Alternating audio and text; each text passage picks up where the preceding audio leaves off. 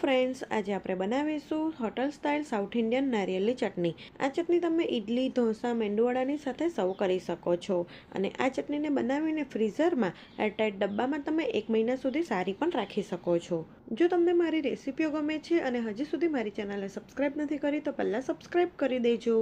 તો ચટણી બનાવવા માટે પહેલાં એક પેન લઈ તેમાં આપણે 2 ટેબલસ્પૂન જેટલું તેલ ગરમ કરવા મૂકીશું.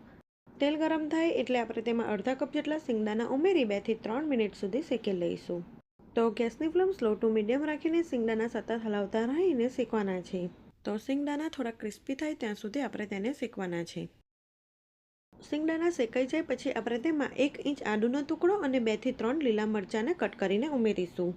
સાથે આપણે તેમાં થોડાક મીઠા લીમડાના પાન અને 8 થી 10 નંગ ફુદીનાના પાન ઉમેરીશું. ફુદીનો ઉમેરવાથી ચટણીમાં સુગંધ અને ચટણીનો ટેસ્ટ ખૂબ જ સરસ આવે છે.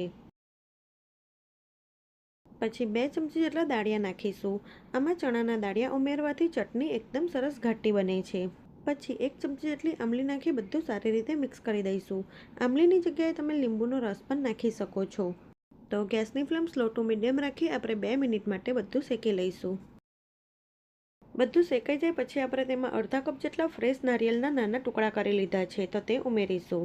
તો અહીં મેં અડધા નંગ લીલા નારિયેળનો ઉપયોગ કર્યો છે. અને તેને પણ 1 થી 2 મિનિટ માટે સ્લો ફ્લેમ પર રાખી શેકી લઈશું. આ રીતે બધું શેકીને ચટણી બનાવવાથી ચટણી લાંબો સમય સુધી સારી રહે છે. આ ચટણી ટેસ્ટમાં ખૂબ જ સરસ લાગે છે તો તમે એક વખત જરૂરથી ટ્રાય કરજો.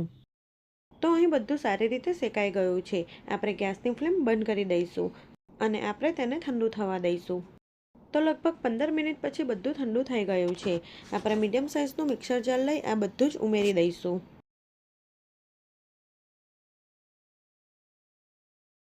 પછી તેમાં 1/4 કપ જેટલા ફ્રેશ લીલા ધાણા ઉમેરીશું. સાથે 1 ચમચી જેટલું મીઠું અને અડધા કપ જેટલું ઠંડુ પાણી ઉમેરી ચટણીને પીસી લઈશું. ઠંડુ પાણી ઉમેરવાથી ચટણી લાંબા સમય સુધી ગ્રીન રહેશે. તો અહીં એકદમ સરસ ચટણી પીસાઈ ગઈ છે. આપણે તેને એક બાઉલમાં કાઢી લઈશું. તો અહીં તમે ચટણીની થિકનેસ જોઈ શકો છો. વધારે જાડી પણ નથી અને વધારે પાતળી પણ નથી. હવે આપણે ચટણીનો વઘાર કરીશું. તો એક વઘારિયું લઈ આપણે તેમાં 2 થી 3 ચમચી જેટલું તેલ ગરમ કરીશું. તેલ ગરમ થાય એટલે આપણે તેમાં અડધી ચમચી જેટલી રાઈ નાખીશું. રાઈ ફૂટે એટલે આપણે તેમાં 1/4 ટેબલસ્પૂન જેટલી હિંગ નાખીશું. અને સાથે અડધી ચમચી અડદની દાળ નાખીશું. તો દાળનો કલર ગોલ્ડન બ્રાઉન કલરનો થાય ત્યાં સુધી આપણે તેને શેકવાની છે.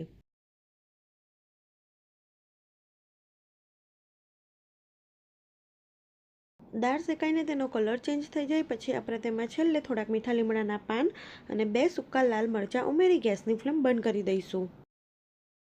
અને તરત જ વઘારને આપણે ચટણી ઉપર નાખીશું.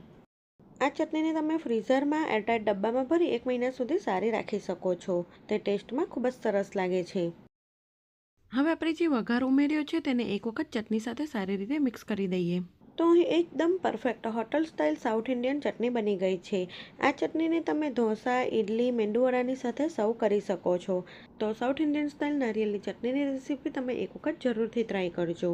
જો તમને રેસીપી સારી લાગી હોય તો આવી જ બીજી નવી રેસીપી જોવા માટે મારી ચેનલને સબસ્ક્રાઇબ કરજો. Thanks for watching.